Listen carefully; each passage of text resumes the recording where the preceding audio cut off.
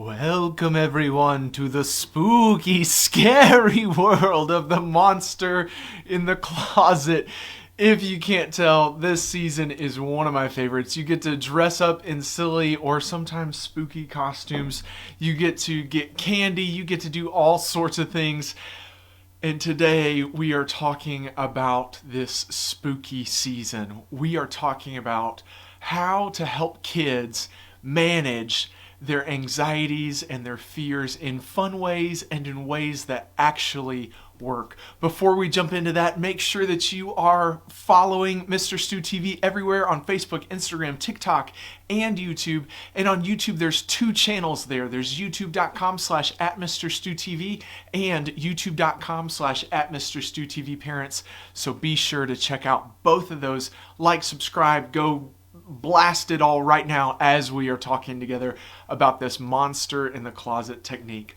If you haven't noticed, anxiety levels for children are on the rise in a big, big way.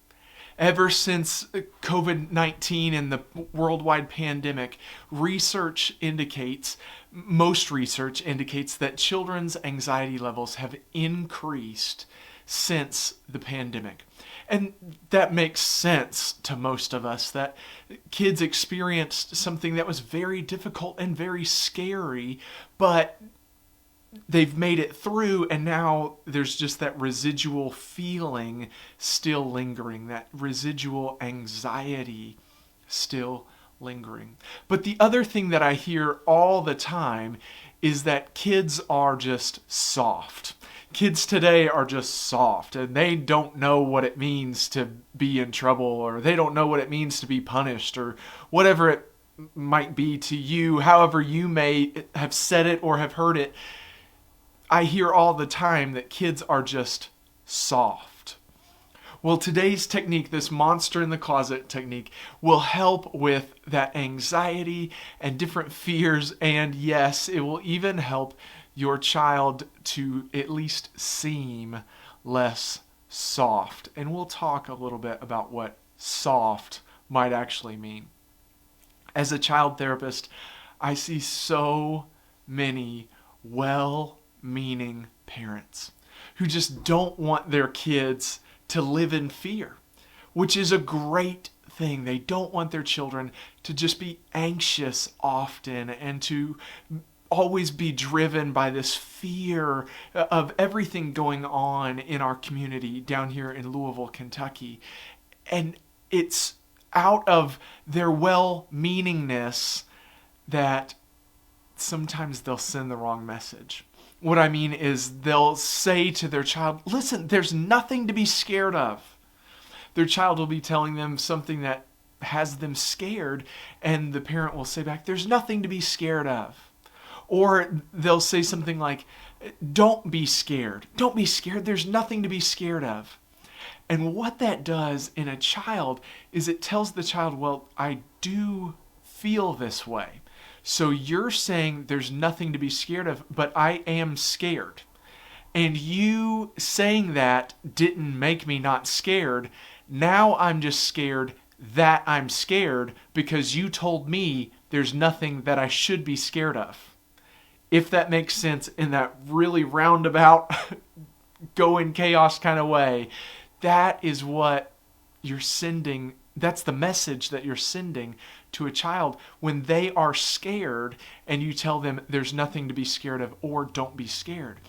They're scared. You tell them there's nothing to be scared of. So then their brain's like, well, if there's nothing to be scared of, then why do I feel scared? And it goes, woo, woo, woo. And then they get even more scared that they're scared, and then now they're in chaos. I have a giant German Shepherd who works with me. His name is Stark, and he is the absolute best. As I say his name, he may come in and see us, but he is very large. He's 130 pounds, and he is amazing. He loves working with kids and families. And many times when kids first meet Stark, they're nervous around him. And I'll walk up and I'll pet Stark, and their parent will say something like, oh, don't be scared of Stark, or there's nothing to be scared of, he's trained. And in those moments, I do try to reiterate to the parent, he is a giant dog who could cause a lot of harm. And yes, Stark is an amazing dog who loves every child that he gets to work with. But he's still a dog. So accidents happen. And while they haven't yet happened with Stark, and I hope that they do not happen with Stark, it's a possibility. So to say there's nothing to be scared of isn't quite the truth. And the other side of it is, okay, yes, Stark is very well trained and is not going to cause any problems, but do you want them to be that comfortable around other dogs as well? Other dogs that are as large as Stark is? So yes, there is something to be scared of, and then you can learn over time. Stark is not one to be scared of. But when you approach a big dog, you should have a bit of a hesitance as you are getting to let them get to meet you. So these messages about don't be scared, there's nothing to be scared of, actually increase a child's anxiety. Or there are parents who come to me, maybe their child isn't present, maybe we're having a phone call about things that have been going on, and the parent will say they're still scared no matter what I say.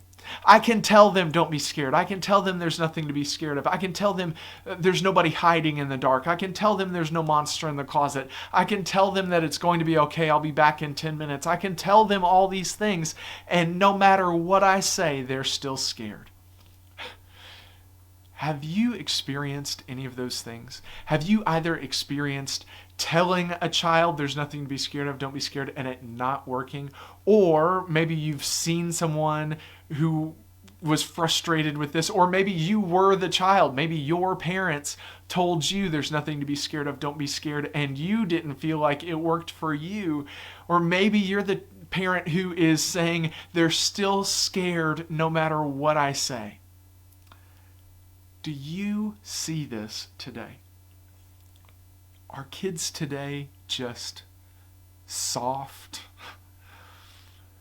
I want you to take a moment and imagine something you are really scared of. Could be spiders or snakes or the dark or car crashes, or I don't want to keep spiraling into worse and worse fears. Whatever the thing is for you, think of something that you are really scared of. Got it. Now look at me. Don't be scared. Did it work? No, it didn't work. As a matter of fact, at times, Stark gets to meet people who are very afraid of him.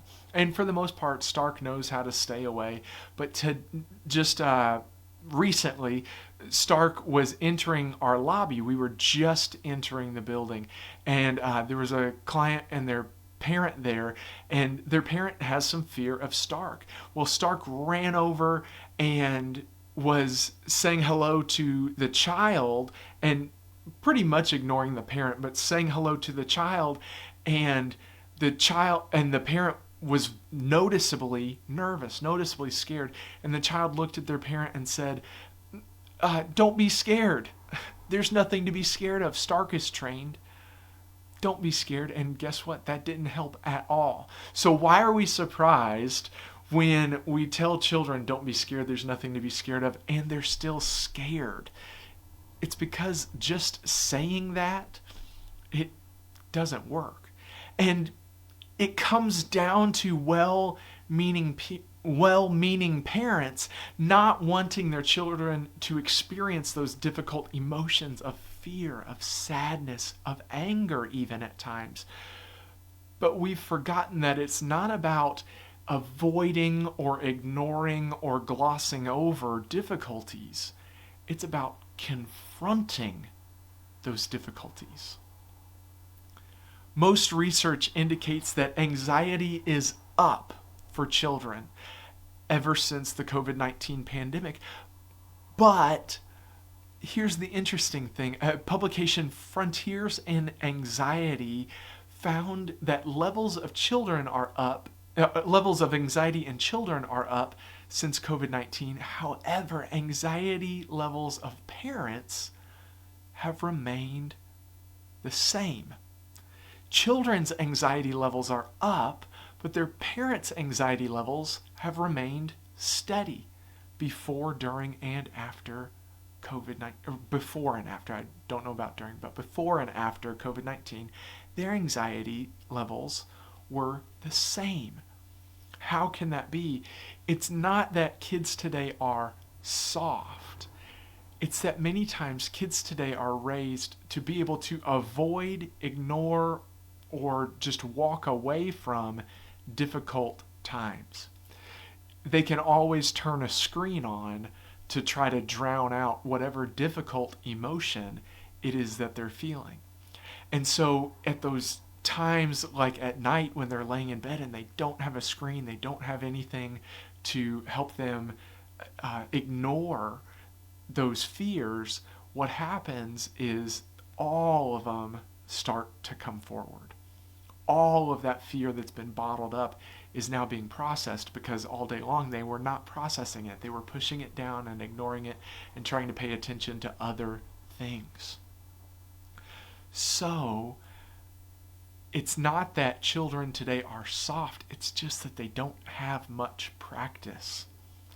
And that's what this technique, this monster in the closet technique, is all about. It's all about giving children practice at not avoiding or running away from or trying to ignore their fears, but about learning to confront whatever their monster in the closet might be.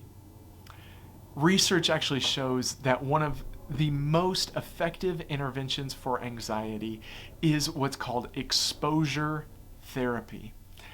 And maybe you've heard of exposure therapy. A lot of times people think of it as something with a phobia. So I'll use Stark as an example. I have worked with clients who have a phobia of dogs, and they will let me know that up front. And so our first session, for the most part, is not with Stark, my German Shepherd. And we will talk about whatever their fear is, and they give examples of different times that they've had this phobia come up, and then we'll make a plan on how we're going to confront the phobia. And what will happen is it could be that their phobia is so intense that they're not ready yet to see a live dog. So what I could do is have them imagine having a dog in front of them and have them bring to mind what it would feel like to have a dog in front of them. And then I might show them pictures of dogs from the internet, and then maybe a YouTube video of dogs, and then maybe a YouTube video of a dog that's aggressive and barking, and build it up from there. And then when they're ready, they can see Stark. They can look at him maybe from behind a gate. He has a gate that he can go on the other side of. So it could be that they see him from behind the gate. Then it could be that they get closer and closer and closer and closer to the gate. Then they might reach out and pet Stark. Then they might throw Stark a treat. And then they might have a session where Stark is actually involved in the session. So that's how it can work with a phobia of dogs. That's really what exposure therapy is. It's all about, it's kind of an immunization against fear. It's building up that tolerance. Okay, you couldn't look at a dog live here just yet. So the first thing we're going to do is just have you imagine a dog. And that's step one. And you've built up your tolerance. You've gotten that immunization. Then we're going to look at pictures of dogs. And that's a higher level. So now you're building up your tolerance. You've gotten that immunization. And you build it up and build it up and build it up and build it up. That's what this monster in the closet technique is all about. Many people believe that exposure therapy can make the fears worse, but that is not the case. When I say many people, I don't mean that research and professionals. I mean many people, when they hear about that, they assume that it would make their fears worse, but that's not the case. Just like I said, it's inoculating you to higher levels of that fear where you can face it in greater levels for greater periods of time as you expose yourself to it. That's what exposure is. And that is what you can do. You can do this with your child at home as long as you are a safe and trusted adult in their life. You do not have to be a trained professional to do some exposure techniques. It doesn't require a special degree or anything like that in order to use some of this method. Here's how you do it.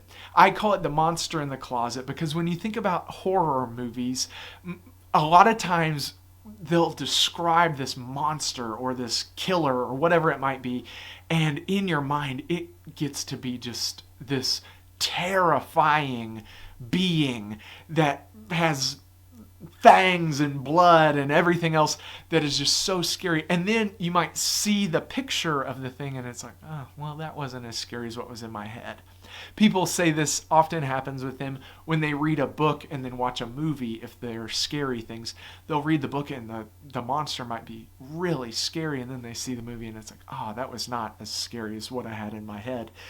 And that is what Monster in the Closet is all about. It's all about opening that closet door to see that the monster that you imagined wasn't really as terrifying as you thought they were. That's why in horror movies, a lot of times they'll zoom in really close on the fangs or on the eyeballs or on the claws, or in murder films, they'll zoom in on the killer's weapon, and they'll zoom in on a blood splatter or something like that, but they don't show the whole picture because the whole picture isn't as scary as those details, and then your mind can fill in the rest. And that is what happens when children are afraid, is their mind has started to spiral and make things bigger and bigger and bigger and bigger. And if they don't face it, then it will continue to get bigger and bigger and bigger and bigger. But the moment they face it, the moment they bring it to mind, the moment that they can look at it, they'll see, oh, this is not even close to as scary as I thought it was going to be. Here's how you do this. Whatever your child is afraid of, rather than telling them there's nothing to be scared of, don't be scared, what you can do is say, oh, so that's got you scared. Tell me more about that. Tell me about what about that scares you. Let's use an example of the dark. So there's a child who's scared of the dark. Oh, yeah. The dark can be scary sometimes. Tell me what's scary about the dark for you. Well, I don't know what might be hiding in the dark. There could be monsters or vampires or ghosts. And so many times at this point, parents would say, well, there's no such thing as monsters and vampires and ghosts. Don't do that. Oh, yeah, and you've seen monsters and vampires and ghosts before on movies. Yeah, and they're so scary. I don't know what to do with myself. If there was one hiding, oh, if there was one hiding, tell me what you think it would do. Well, it would scare me, and it might hurt me, and oh yeah, and I don't want anything bad to ever happen to you. Yeah, and what if it did? What if they're all hiding there? And what you're doing is you're allowing the child to be much more specific about the thing they're scared of. They think they're scared of the dark. They're not scared of the dark. They're scared of what could be lurking in the dark. Now you need to find out what is it that they think could be lurking in the dark. This is just an example. It could be that their fear is dogs. Oh yeah, dogs can be really scary. Yeah, and there was that one time that the dog bit me. Oh, yes, and that really hurt, didn't it? Yes, and I don't want that to ever happen again. Well, remember, that was a really intense situation. Neither of us liked that very much. No, we didn't, but you know what? This one's a little bit different. And you'll see that the child shifts, that they start to understand, wait, I'm scared of that specific situation. This is not that specific situation. So they'll say something like, yeah, but this time is different. Oh, so today is different for the dogs.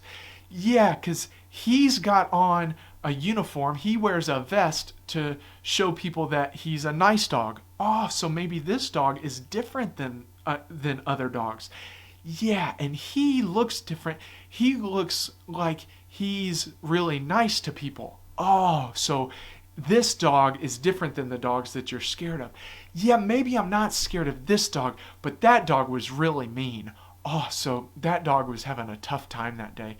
Yeah, I didn't like that, but this dog seems nice. Do you see? Now, again, I know that that was just me doing it, but it was just me spewing off things that have worked and have happened in my office, outside the gate, and doing sessions with children. What you do is you let them come to the understanding there's nothing to be scared of.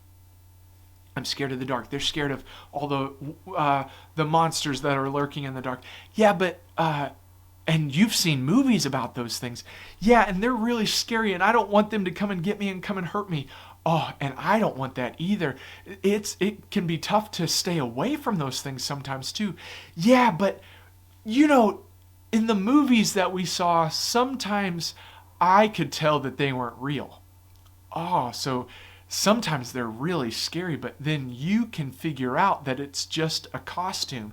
Yeah, they put makeup on their face, and that's how they do it. And sometimes that's how I can tell, because I don't even know if those things are real. Do you see how it shifts? Again, that's just me doing a role play with myself, but it's how children operate. If you allow them to get to the conclusion, there's nothing to be scared of, I don't need to be scared, that's when it will stick. But if you're constantly trying to tell them, don't be scared, there's nothing to be scared of, then that child is going to try to push that fear down more and more and more and more and more, and difficult emotions will always come out. And most of the time they come out as anger. So you can have them push it down and down and down and down, and then you might see more temper tantrums, more outbursts, more disruptions in their emotions. Or you can allow them to confront whatever their monster is, whatever their fear is, whatever their anxiety is about. Have a full conversation about it, rather than trying to avoid it, rather than trying to help them ignore it, rather than trying to distract them from it.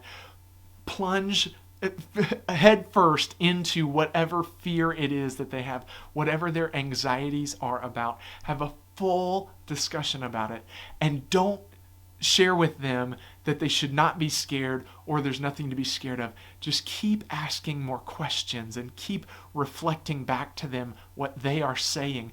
And in doing that, what you're doing is you're opening the door so that the child can see this monster that they were scared of was never as scary as they thought it was going to be.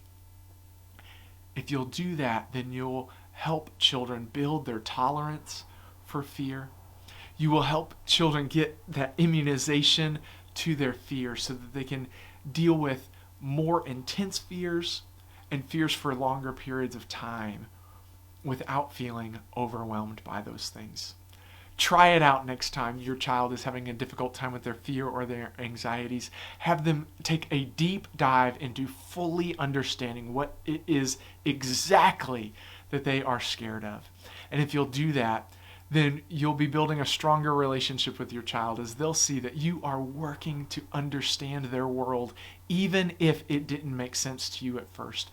And you'll be setting them up for success, because you will be inoculating them to future stress and future fears and future anxieties by building up their tolerance in greater doses. There are a few things to remember. One is that there are times where anxieties and fears need therapy, need a therapist like myself or like Miss Shamika from MisterStuTV. If that's the case, most of the time, here are some things to think about. Your child may need therapy if that thing that they are afraid of is real and there is actual danger there. So let's say there's a neighbor dog that bit the child and the child is really struggling to get over the fear. That is a situation where a professional may need to intervene to really help. Or if there's a situation where the child is living in community violence, where there is actual danger, actual fear, because you don't want to build up a child's tolerance to tolerate things that could set them up to get hurt. So that is also a time where a professional may need to intervene. Other things to think about are if the fear seems really intense, or if the anxiety is really intense, or there's huge reactions from the child when the child is feeling those emotions, or if they're feeling those things for extended periods of time. If it seems to you a good period to think about is around 2 weeks. If it's been 2 weeks of fairly consistent fear, or if there's been any burst of just fear that is way out of control, then come see a professional and we can help with that too. Really, we help with this monster in the closet technique, but with exposure. But we're also trained to do some things and make sure that the child is safe throughout the whole process. What if we raised kids not only believing they're safe from monsters when you're around, but they're brave enough to face them on their own? That is how we can help.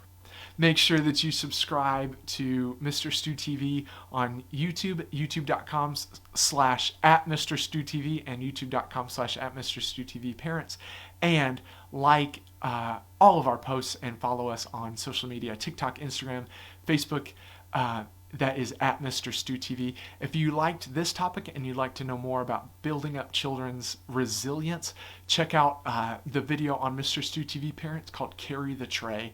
It will give you some more tips on how to build up children for success. Until next time, I'll be here working on more things, getting ready to help children and the adults they trust with children's mental health. I'll see you next time. Until then, spread the word, share the love. Bye-bye.